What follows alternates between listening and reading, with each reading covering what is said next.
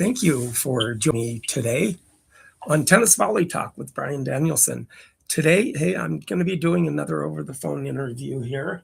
And with that, what I'm going to be doing is interviewing one of the pro players that was on the tour from 71 for 15 years, actually from 71 to 86, in Dick Stockton. And he won NCAA championships in college, went college route, and then went into the pro circuit. And then he went on to be a head coach and with a couple of colleges, and then went on with his pro career, and it lasted for 15 years. Dick Stockton, thank you for joining me on Tennis Volley Talk today. My pleasure. Thank you for having me. Well, it is such a pleasure and everything like that to be able to talk to somebody and that was in the pro tour like you were, and picture of you here that I have for people to see. You back in younger days there. And much younger days. Much younger days. But anyway, making what being born in New York, and I've actually went to New York. I went to the U.S. Open Fan Appreciation Week for the last 2 years, stayed at a hostel, braved the subway, and what a wonderful experience I had with it all, being in New York. So it was really kind of a fun experience for me to see that. But going on and then growing up like you did, and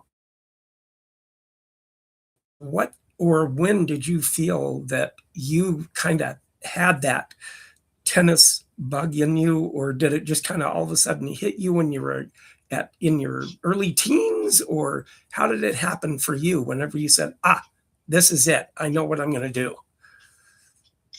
Well, to be honest, it was so different in those days. I mean, it's not like, I went away to an academy or trained at an academy or did any of that kind of stuff as a teenager. I started playing when I was 6, and I played my first tournament, 2 tournaments when I was 6 years old, and won my first tournament when I was 7. But I was playing, there was no such thing as 10 and under, or, I was playing 11 and under or 13 and under tournaments. And even by the age of 10, I was, I went with my brother to St. Louis to play in the National Junior Indoors, and there were only 2 age brackets, 18 and under and 15 and under. And I happened to be 10 at the time, so I'm playing in the 15 and under. And so,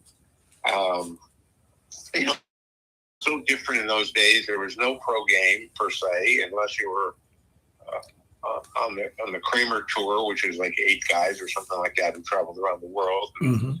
Everybody else was an amateur player, and there was no dreams of oh man, I can't wait to get on the pro tour, or I want to get on the pro tour, because there was no pro tour. Yeah, it wasn't.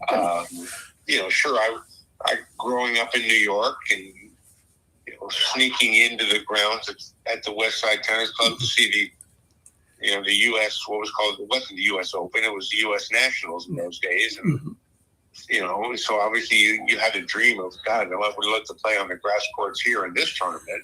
Yeah. At some point, but it wasn't just tennis for me. Until I was 14. I was playing football, basketball, baseball, and tennis. Okay. And throughout the school year, but even when I was playing those other sports, I was still playing tennis. I mean, I just didn't put my racket away for 6 months. I was still playing several times a week, mm-hmm. and I'd play weekend tournaments, and I'd go off at Thanksgiving to play, and I'd go off at Christmas to play, but it was never just tennis until I was finished with 9th grade. Okay. And but I had been the number 1 player in the country for when I was 10 years old. So I mean, tennis was something that came to me pretty easily, and I was good at it from a very young age. And but it was just it was just so different because you didn't have these ridiculous dreams and your parents having these ridiculous dreams for you. And, oh, sure. I played a lot. I played against other kids. I played against adults, and just kept playing, and well, I guess getting better all the time. I don't know how it all happened, but it was certainly different in those days. Oh, I'm sure it was. I mean, it was a little bit more of a simpler with growing up and being a kid at a young age, and being able to hit with adults and other kids older than you were. That kind of formed your game anyway. I mean, absolutely true. I grew up kind of like right in the last part in the middle, like junior high school, a little bit later in life for me when I started. But once it got hooked in me and a couple of friends of mine played morning, noon, and night once we got into it, and then graduated then over into high school, where then eventually I grew up on the white cement courts with yellow painted lines and chain link fences for nets. And but it was a group of older guys that took me under their wing, and I just kind of learned how to start playing, and I've been playing ever since. For myself, I've been playing for over 50 years now. So for the love of the game, that's how I kind of got started myself. But and always kind of on my side wishing, boy, I wish I had that hand-eye coordination to read all those shots and know that racket is in the right place to hit that ball over the net where I want to when it's coming over as hard as it is. And then you guys made it just look so natural, and I was going, oh, I wish I could have half of that talent to do that. No, it's a funny game in that regard, and that part of it is still very much evident today. But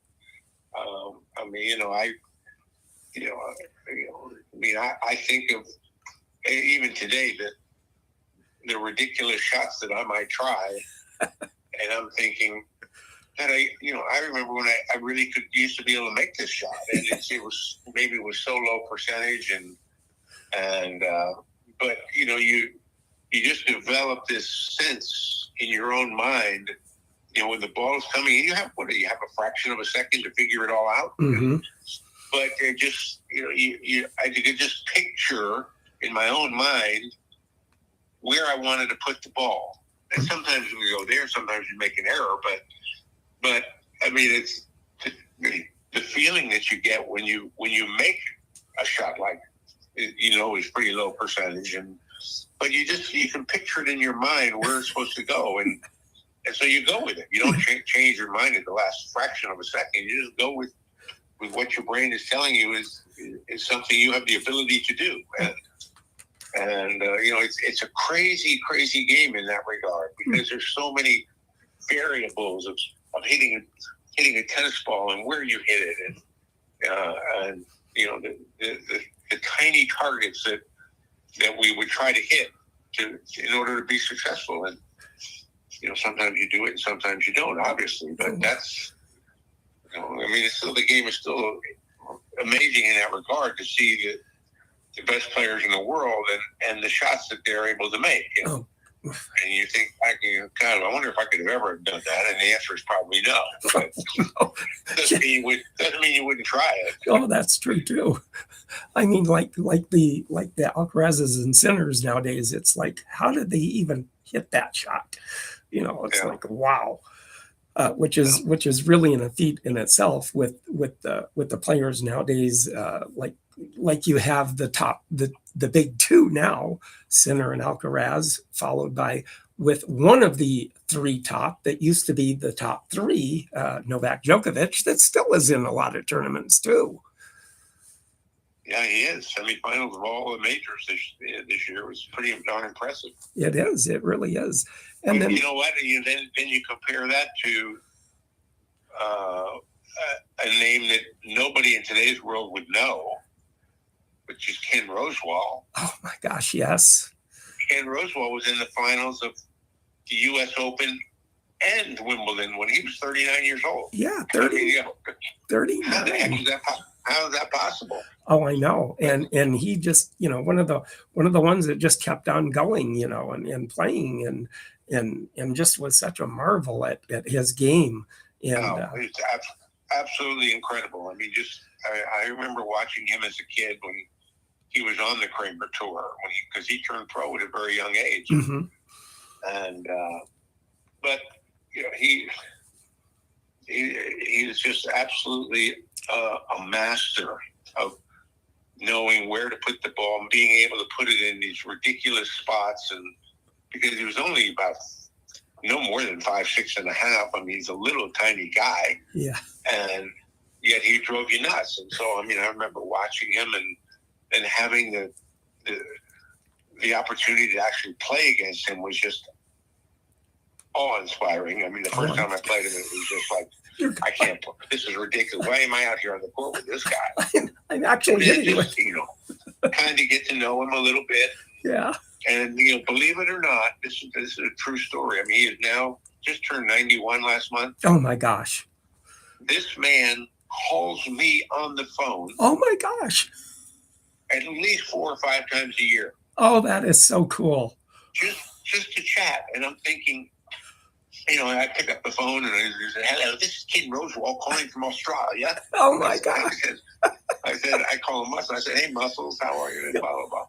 But just to chat with this guy at this point, I mean, it's not like we were best pals because we were from different eras. I mean, he's 91 and I'm 7, so he's 17 years older than I am. Yeah. So, but I mean, what a tennis player. I mean, people who didn't get to see a guy like that play, I feel sorry for them because he was one of the all-time greats that never has gotten his due because he never won Wimbledon. He got to the finals 4 times, but he never won it. Yeah.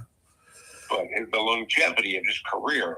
Oh, absolutely. Ranks right up there with what Djokovic is doing. Oh, absolutely. That is so true. It just ranks right up there. That kind of that Energizer bunny almost in a sense that keeps on playing. He was playing. He was probably 19 the first time he got to the finals of Wimbledon in 1954. Mm-hmm. He and Lou Hode were the dynamic Australian teenagers. Oh, sure. And 18, 19 years old, and he's still doing it when he was 39 and 40. And oh gosh, and I actually had the opportunity to actually see him as he was winding down his career. But I actually had the opportunity to see him, and I grew up in Oklahoma, in Tulsa area, but I had the opportunity to go see him play in exhibitions along the way in Oklahoma, which was kind of winding down his career, but yet you got to see the pure artistry of how he hit the ball still watching those exhibitions and, having been a pro that came from Australia also that wrote a book about Oklahoma tennis, Colin Robertson. And I know Colin, and I talked to him and I did an interview with him, which was really a fun interview also. But, what a source. So next time you happen to talk to Ken, if you happen to mention Tennis Volley, talk to him and you have my number, I'd like to hear a call from Australia. All right, I will mention that to him. Because that would be such an interview and such a get to actually have something like that and preserve something like that for my tennis podcast, which would then be such you wouldn't believe how gracious and great he would be on your podcast. I mean, he's just that kind of guy. He's amazing. Oh, it would. And to have somebody like that to have on the podcast to preserve that tennis journey and that legacy to have his voice on a podcast. That would be a wonderful thing. That would be a primo. That would be so good if you did that. That would be great. Yeah, I will do that. You could talk to him about. One of the things he mentioned to me on the phone this year was that and he had told me the story before. I'm sure in '91 he doesn't remember everything, but he told me that in 2024, so this is just a year and a half ago, he went back to Wimbledon for the first time in decades, probably. Sure. Okay. And it was a long, for a 90-year-old guy, that's a pretty long trip. Yeah, it is. He had a son traveling with him, but still, that's a long way to go. But it was the 70th anniversary of his first Wimbledon final and the 50th anniversary of his fourth Wimbledon final. So he made the journey back in 2024 for those. I mean, gee whiz. I mean, what a thrill it must have been for people, especially people who had ever seen him play, to see him walking around the grounds of Wimbledon again just a year and a half ago. Oh, absolutely. Just amazing. And it almost just sounds like he's still as spry as he ever was, practically, probably. He definitely is. I mean, he's a very, very unique guy, and just great guy to you would love having him on your podcast. Oh, I would just love that. That would be great, and to have something like that happen, it would be wonderful. And with your career too, and winning like in 72, you won the NCAA playing for college. How was that experience playing with the group? Did it kind of get you used when you went into the pros of playing with crowds and people kind of mumbling and talking and all of that, and having the team spirit playing in college when you did? Well, it was. Let me just preface this by saying that when people ask me what was the highlight of your career, I don't say that it was, I want to beat Ken Rosewall, or I beat Rod Laver, or I beat this person, or won this tournament. It's when our team, not that I won the NCAA singles, but when our team won the title in 1972. Okay. And because it was something that, we were in a small school in Texas, and, USC or UCLA had won it 13 years in a row. And so you're talking about a school with 2,500 students. Oh, my goodness. Playing, quote, with the big boys who were, had 25,000 or 30,000 students in those days. And, so it's a very crazy story, because, we were trying for 4 years. We finished third. We finished tied for second. We finished second. And we're down to our last chance. And for three of us, it's our last day, literally our last day as amateur tennis players. We're either going to win it or we're not. And then 2 days later, we're in England playing at pros. Oh, my gosh.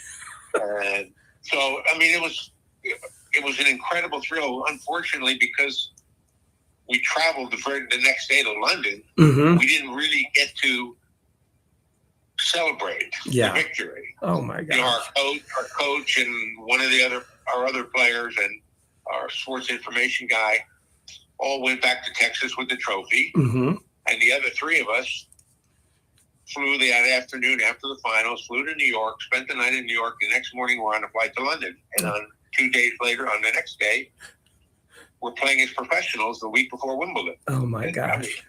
You're going, oh, my, how did that happen? It was bizarre, absolutely bizarre. And then we didn't all get together. We had a reunion scheduled in 2022, so 50 years after we won. It was going to be the first time that all 8 members of the team were in the same room at the same time for the first time. And one of the guys came down with COVID 2 days before. So no. We still have never done it. But Brian Gottfried, who I know you've had on your podcast. Yes. Was my roommate that year in college, and we played each other in the finals of the NCAAs. And, oh, my goodness. So it was just everything just aligned perfectly for us, even though, Brian, I had to beat a guy in I don't even think it was a quarterfinals. It was probably just around the 16. the number one player from the University of Southern California, whom I had never beaten in my life.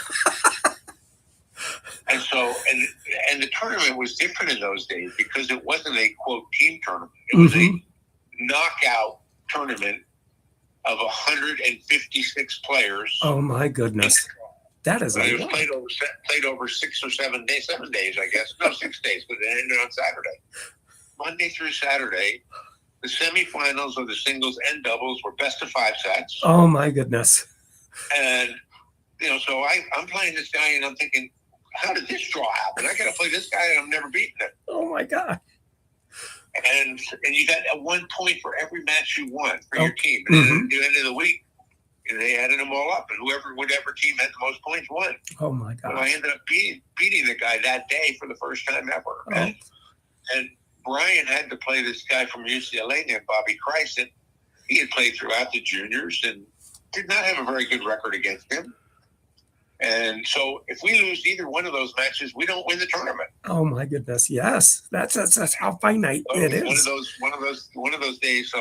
So for me, that was, that was the absolute number one highlight, was when we won the tournament as a team. Whether, I lost to Brian in the finals, that would have been fine. Oh, sure. We won. And then the second one was just representing the United States in Davis Cup. Oh, yeah, absolutely. So the two biggest thrills for me were actually team-related kind of things, not individual stuff. Oh, sure. It was all about. So those are the top two. But winning the NCAAs was just an amazing experience for us. It really, really was incredible. And to form that camaraderie with a bunch of guys and a group of guys like that, to form and have that competition like that, and being able to take it to the guy that you never beat and somehow miraculously beat him, and Brian to come up and beat the guy he did, to have you two in the final. And what a great interview I had with Brian too. And he was talking, he was talking about you and you and him being doubles partners for a long time before you there's some glitch that happened and you couldn't do it. And he ended up falling in with Raul Ramirez then too. So and that was the end for me. Because from the very get-go, they were one of the best teams of the day, and probably one of the top 20 teams of all time. Oh, absolutely. Maybe even top. And but Brian and I were national 12 and under doubles champions together. Oh, yeah. So we were national 18 indoor doubles champions together, and so we've been playing doubles on and off together since I was 12 and he was 11. Yeah, back in the dark ages. So, yeah, and go back a long, long way. And you guys, just like literally, you the group of you guys. You and Brian and Harold Solomon and Eddie Dibbs and all of those guys. Eddie Dibbs would be a great interview. I'd love to try to get a hold of him too somehow, or have him call me or whatever. Yeah, that would be a tough one, because he doesn't. He doesn't even return phone calls. Oh, he doesn't. Darn. But when we, in the juniors because when we started, it was 11 and under, 13, 15, and 18. And then it became 12, 14, 16, and 18.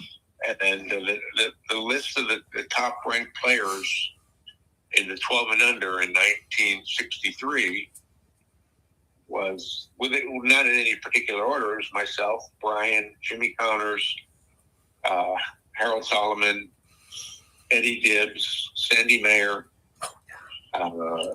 Roscoe Tanner. Roscoe. So it was the same 7 or 8 guys. Yeah. From the age of 11 and 12 throughout the juniors. Nobody else broke in. Nobody else. Sandy Mayer broke in. And then through college, everybody was an All-American in college. And then everybody in that group was ranked in the top 10 in the world as pros. What an incredible group. Oh, absolutely.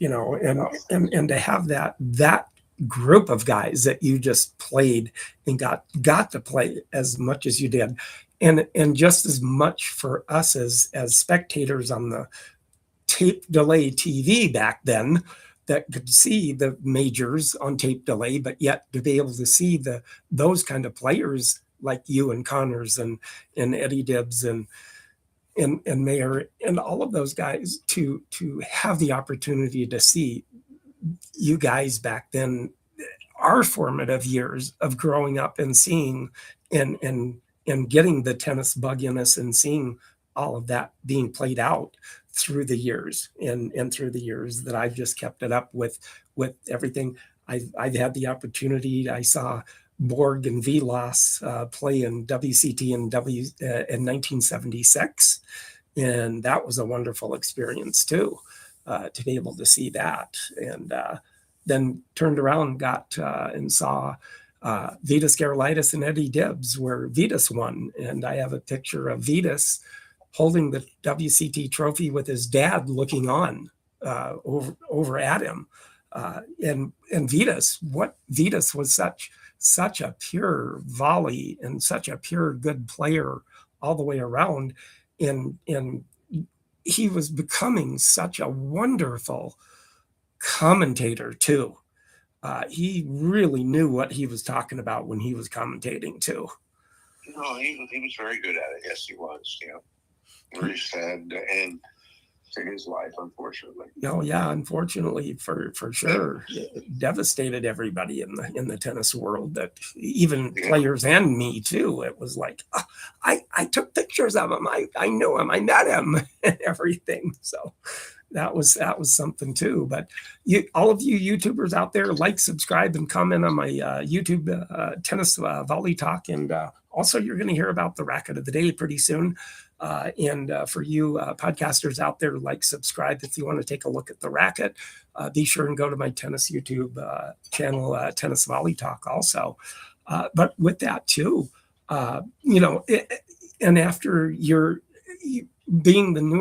being also, the singles that you had and the success you had in singles and then in doubles with that, went on then to coach in college, and that must have been an experience. And then I bet you some of those players back then just really just like, former pro, I'm getting tips from, what his thought is. Boy, what a help you were. Well, it was something that I always kind of kept in the back of my mind as something I might like to do, mainly because of the impact that our college coach had on me. And I just, it was a long time. It was, I graduated in 72 and I started coaching in 98. So 26 years later. Uh-huh. And, but I coached at the University of Virginia for 3 years and had a pretty good team. Not great, but, it was pretty good. My number one player was one of the best players in college tennis. So got to the finals of the singles and doubles NCAAs in his senior year, and he's now the president of the USTA. So he stayed involved in tennis, and then I also coached at a small D3 school back in northeastern Georgia. I did that started in 2000. Did that for 3 years, 2018 to 2021. Okay. Yeah. And, it was a really, really cool experience, and to see how the game had changed and how the format had changed, and dealing with financial restrictions because of the scholarship rules in those days, and it was some that made it tough, and recruiting was kind of a pain because kids in those days had the tendency to use one school against another. I'm going to this school, and then, oh no, I want to talk to you about your school, and then I'm going, oh no, I'm going to go to that school. I know. So that part of it was kind of disappointing what it had become in recruiting, and sure. And so now I can't imagine what it's like with this transfer portals. Oh, I'm sure. Oh, it's crazy with all the recruiting going on and all that. Yeah. But I enjoyed those years. I really, really did, and but it wasn't something I was going to do for decades and decades like some coaches do. So, oh, yeah, well, that's true. You kind of hit that little, well, okay, I'm time to move on and stuff like that. Yeah, resume filler. Oh, sure, sure. And you also had such a notable win too, against the never give up, die on the court play Jimmy Connors in the U.S. Pro Indoor in 1977. Was that one of the? That was by far the best week of tennis I ever played. In those days, 77, that was. Yeah. That particular tournament, which is called the U.S. Pro Indoors, was probably prestige-wise. Wimbledon was 1, U.S. Open was 2, French was 3, and the U.S. Pro Indoor was probably 4. Wow. Okay. Way above the Australian Open, prestige-wise, because not that many players went to play in Australia because it was always over Christmas time. And that's right. I only played once. So I went one time, and that was it. That was it. What a way to do the. But and then having to play Jimmy, I had never beaten him as pros. There, I see. Until that day, but I mean, the tennis I played that week, because I beat an Australian guy named John Alexander. Okay. 7-6 in the third in the first round. Then I played Brian in the second round. Oh boy! And I beat him pretty badly, and it was on his birthday. So I felt terribly about that. Happy birthday to him! Then I played the great Ken Rosewall. Oh my goodness! And I beat him badly.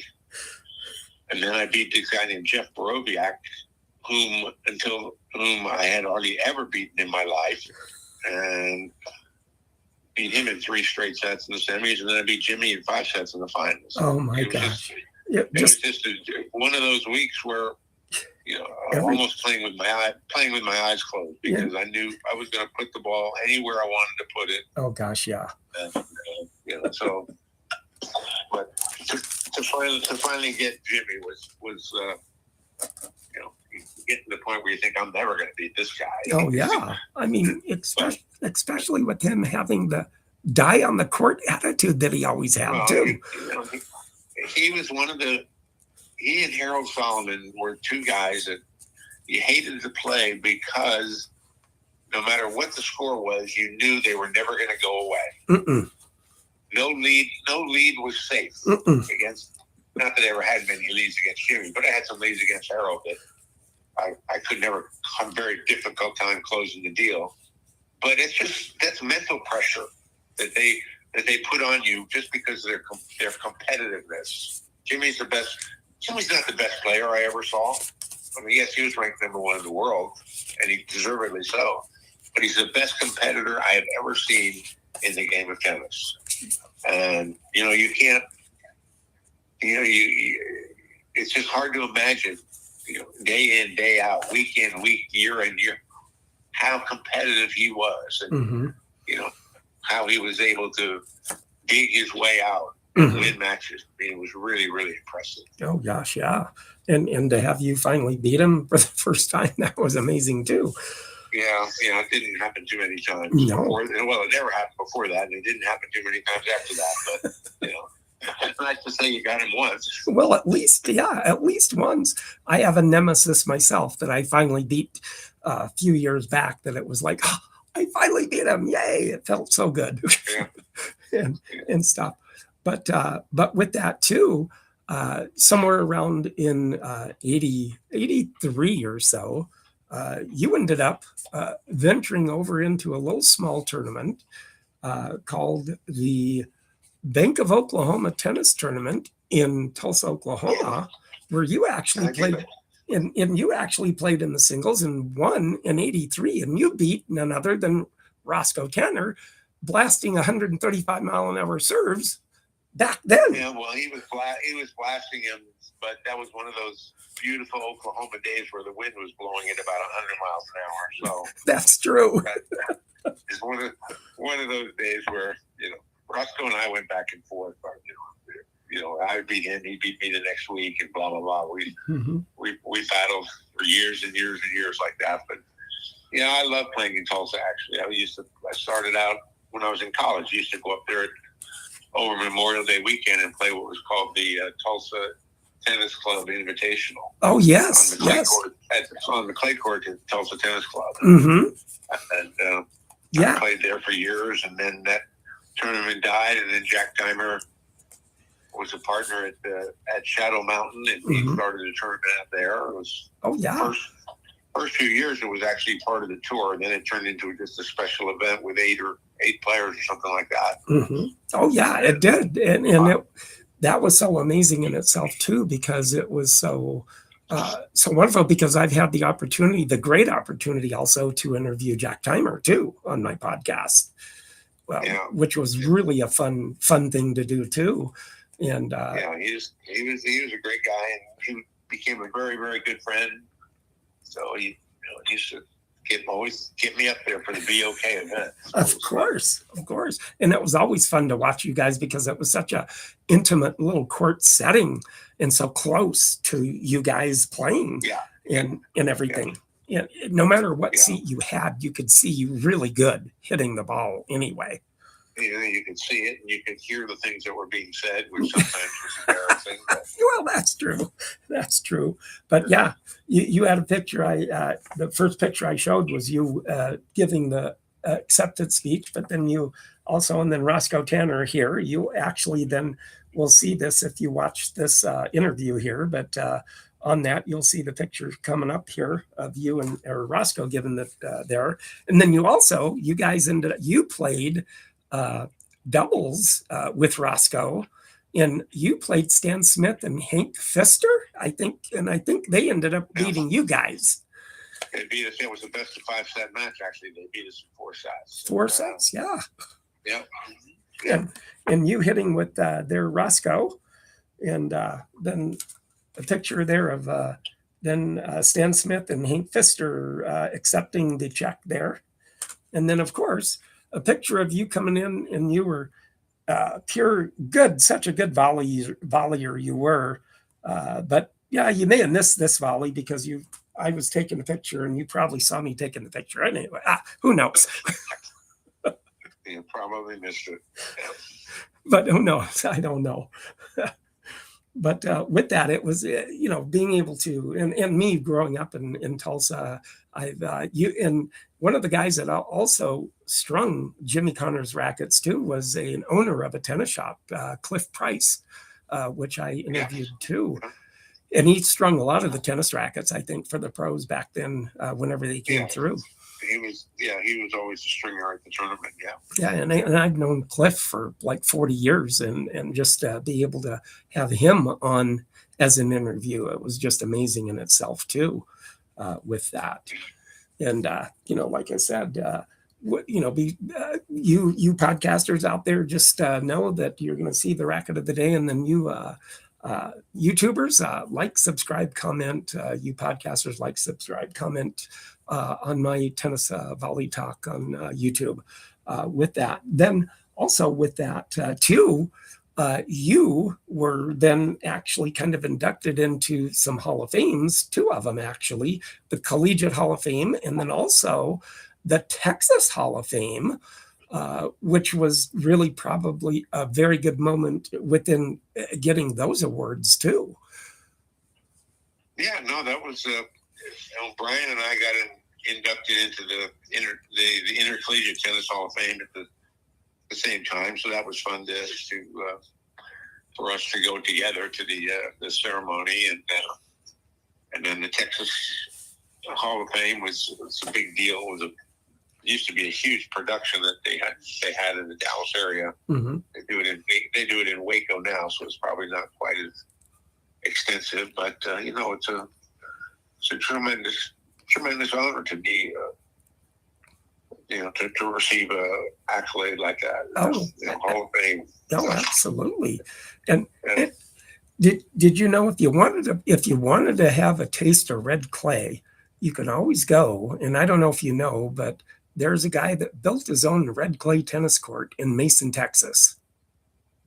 In where? In Mason, Texas. I've never lived there for 25 years. I've never heard of Mason, Texas. Yeah. Little population, about 2,000 and stuff. But he made his own red clay tennis court in his backyard. And so, yeah, I think I might make a trek there to celebrate the French Open this summer or something. Who knows? Good idea. Yeah, I know. It'd be fun. His name's Eric Yilmaz. And what a great guy. I interviewed him too, and it was such a wonderful thing too. And with that, but then also with that, you also with everything, you also have a charity that you do, and expand on that. What is that all about? How did it come about? And well, yeah, it's a pretty interesting story. The name of it's a 501c3 not-for-profit entity called Boots on the Court Inc. And something my wife and I started, and it's basically a way that we came up with to thank our troops and their families for the sacrifices they make every day. And so what we do is we go to different military bases and we offer a day of free tennis clinics. Oh. We do one for kids ages 4 to 8. We do one for kids age 9 to 15, and we do one for anybody 16 years old and above. Oh, sure. And we started this in 2013, and we've been to some incredible bases. Some, Andrews Air Force Base and Fort Bragg, two of the biggest named bases in America. And we lost 3 years to COVID, which was tough, but we're still plugging along. I've got to say, it's been the most rewarding thing I've ever done in my life. Oh, I'm sure. Nothing to do with the fact that we started it. It's just getting on the bases, these military bases, and meeting these people. Yes. Whether it's active personnel or spouses or children or veterans, whoever wants to come out for these clinics. And we usually get an average of about 100 people signed up per event. And, they're all free. There's no charge for these folks to come hit tennis balls. And the response has just been incredible over the years. And what we're planning for 2026 is really kind of cool. Actually, we're trying to finalize a date in late February to be at an Air Force base in Tampa, and then we go to Fort Bragg here in North Carolina, which is the biggest Army base in the world, and we've been there that was our very first event ever in 2013, but we've been there probably 10 times, because sometimes we've actually gone twice a year, actually, to Fort Bragg. And we've been to West Point 3 times. That's pretty amazing experience. Sure. And but we're talking. In fact, I'm waiting to get an email back from a lieutenant commander, naval lieutenant commander, to see if we can do. We're trying to put together tennis clinics on the deck of an aircraft carrier. Oh. And they so far they've been. We happened to be at the U.S. Open last year for Military Appreciation Day. Yeah. And we met a vice admiral from the Navy. Oh, yeah. And, so we're just chatting and telling, what do you guys do? And so tell them about our program. And I said to him, Admiral, is there any way we could do one of our clinics on the deck of a carrier? And he said, I don't see why not. Yeah. Let me work on it. And I said, oh, okay. I never thought I'd hear from him. I never thought I'd hear from him again. And this guy is all over this idea and putting me in touch with this naval person and that Navy person. Oh, gosh, yeah. And so, if we pull this off, where we can actually be hitting tennis balls on the deck of a carrier. Oh, that would be amazing. Can you imagine?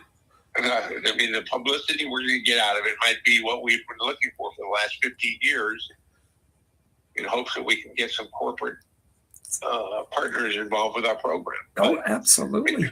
But it's been amazing, and we've had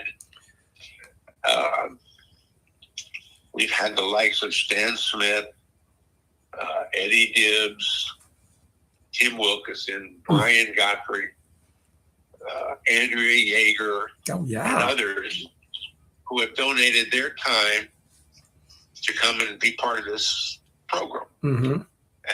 And Brian, and we do one down in Texas every year. Okay. And it's actually kind of become a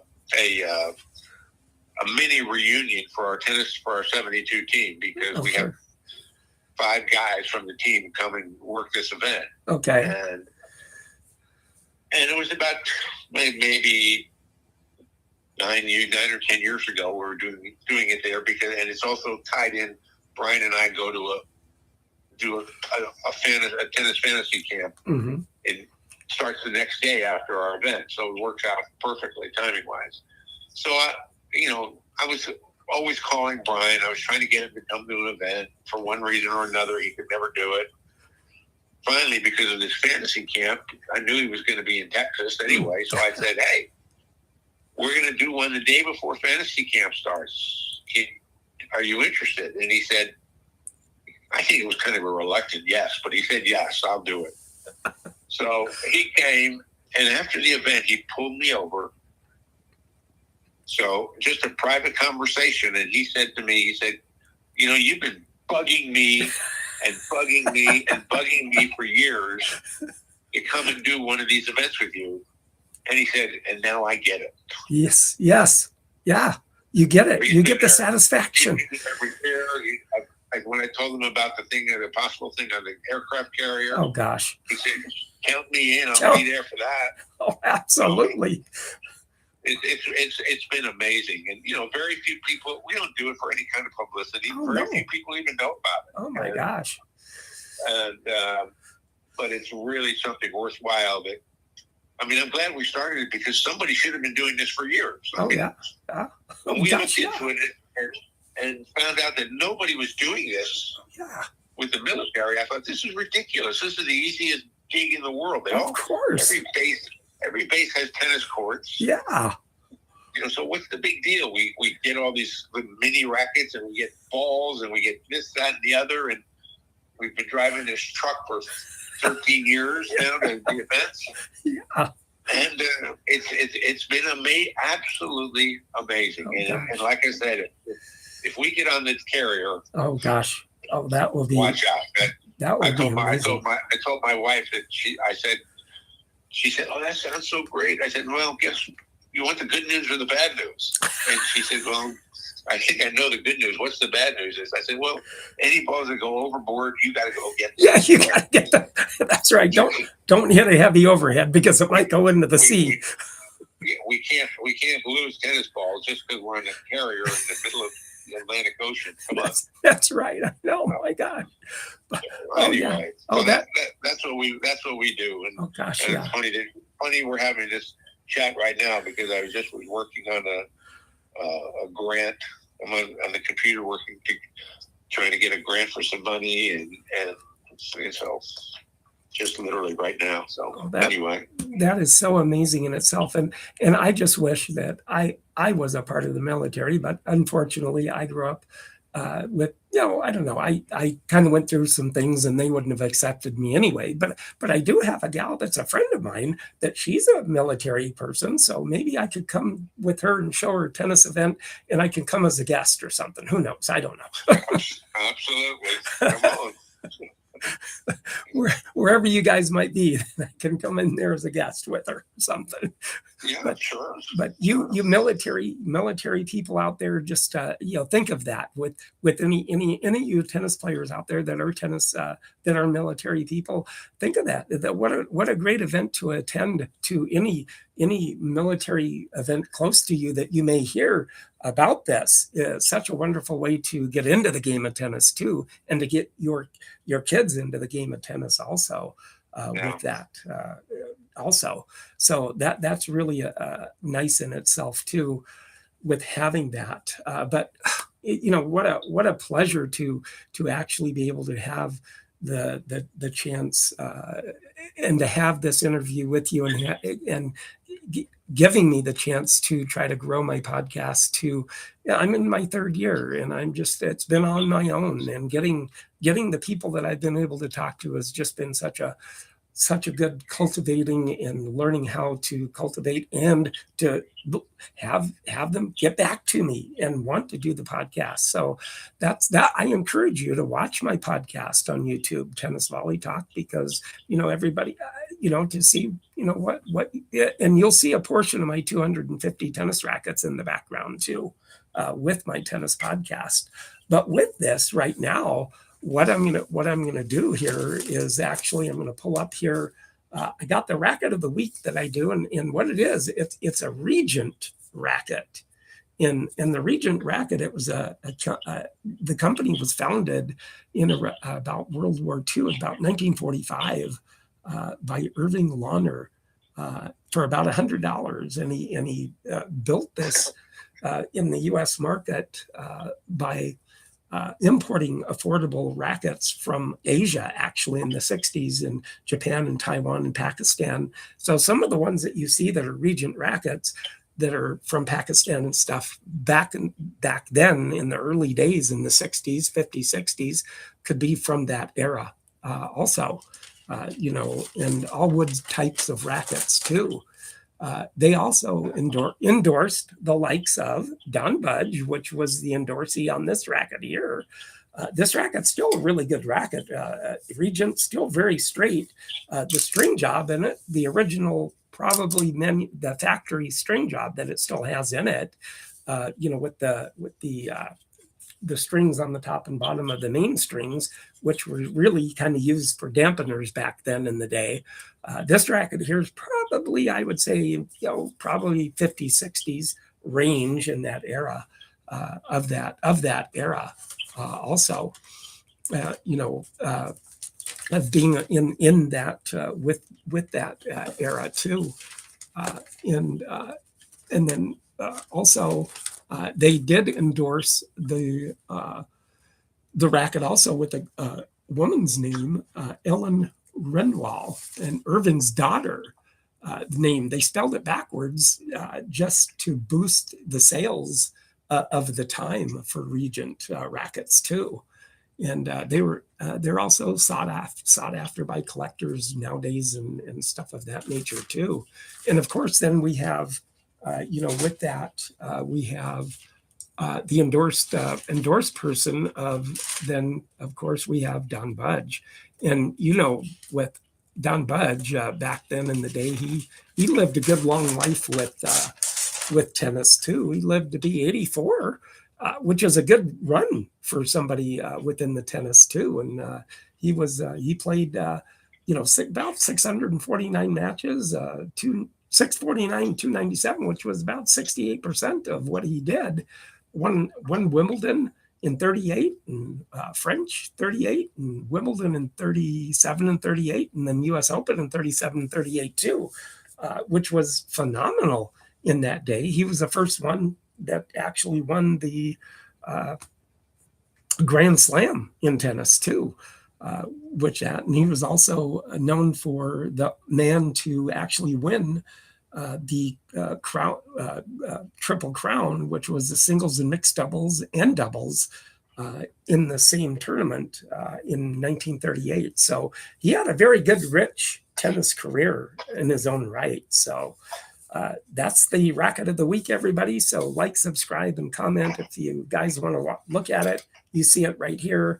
And for you podcasters out there, like, subscribe, and comment to Tennis Volley Talk on my YouTube channel. So, Dick Stockton, thank you so much for joining me today. Thank you. What a wonderful time. And like I said, I encourage you you have my number, you know the tennis podcast, and welcome to watch your interview in a day or two. It'll drop, and then pass my name around, give it to anybody, all the pros out there, all the pros you can think of.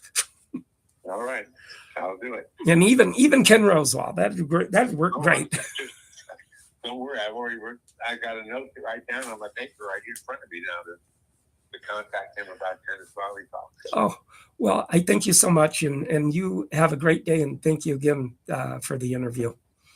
Okay, thank you. Take care. You too. Bye. Bye. So there we have it. What a great interview with Dick Stockton, the pro tennis player.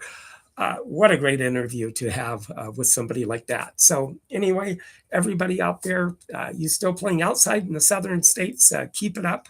And with that, get out there, play outside. For us here in the winter nether regions, hey, we're playing inside now. And with me, I'll be getting back out on the tennis court pretty soon after I'm getting pretty healed from my elbow. And with my little incident that I had with hurting and breaking my elbow bone, my right, which I play tennis with. So anyway, with that, I will get better and I'll get back on the court here pretty soon and for the next season. So everybody, I'll talk to you next week, and I will be doing another interview next week, and we'll see how that goes. And everybody have a good week. Thank you.